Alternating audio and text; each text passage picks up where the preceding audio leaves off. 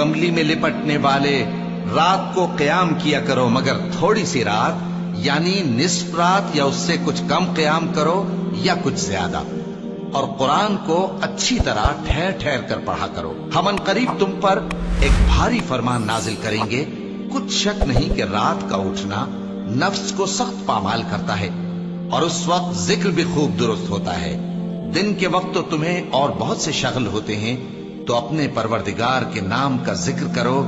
اور ہر طرف سے بے تعلق ہو کر اسی کی طرف متوجہ ہو جاؤ۔ وہی مشرق اور مغرب کا مالک ہے، اس کے سوا کوئی معبود نہیں، تو اسی کو اپنا کارساز بناؤ۔ اور جو دل آزار باتیں یہ لوگ کہتے ہیں ان کو سہتے رہو، اور خوبصورتی سے ان سے کنارہ کش رہو، اور مجھے ان جھٹلانے والوں سے جو دولت مند ہیں سمجھ لینے دو، اور ان کو تھوڑی سی مہلت دے دو۔ کچھ شک نہیں کہ ہمارے پاس بیڑیاں ہیں اور بڑی زبردست آگ ہے، اور گلے میں اٹکنے والا کھانا ہے، اور درد دینے والا عذاب ہے۔ جس دن زمین اور پہاڑ کانپنے لگیں اور پہاڑ ایسے بھربھرے ہو جائیں گے جیسے ریت کے ٹیلے، اے اہل مکہ، جس طرح ہم نے فرعون کے پاس موسیٰ کو پیغمبر بنا کر بھیجا تھا، اسی طرح تمہارے پاس بھی محمد صلی اللہ علیہ وآلہ وسلم ایک رسول بھیجے ہیں جو تمہارے مقابلے میں گواہ ہوں گے۔ سو فرعون نے ہمارے پیغمبر کا کہا نہ مانا تو ہم نے اس کو بڑے دردناک انداز سے پکڑ لیا۔ اگر تم بھی ان پیغمبر کو نہ مانو گے تو اس دن سے کس طرح بچو گے جو بچوں کو بوڑھا کر دے گا،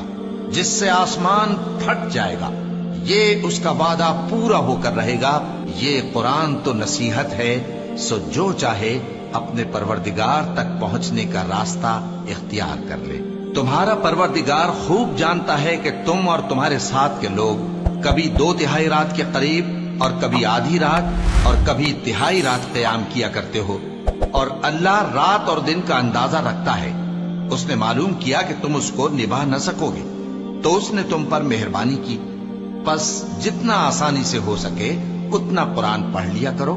اس نے جانا کہ تم میں بعض بیمار بھی ہوں گے، اور بعض اللہ کے فضل یعنی معاش کی تلاش میں ملک میں سفر کریں گے، اور بعض اللہ کی راہ میں لڑیں گے، تو جتنا آسانی سے ہو سکے اتنا قرآن پڑھ لیا کرو، اور نماز قائم کرتے رہو اور زکوٰۃ ادا کرتے رہو، اور اللہ کو نیک نیتی سے قرض دیتے رہو، اور جو عمل نیک تم اپنے لیے آگے بھیجو گے اس کو اللہ کے ہاں بہتر اور صلے میں بہت عظیم پاؤ گے، اور اللہ سے بخشش مانگتے رہو، بے شک اللہ بخشنے والا ہے، مہربان ہے۔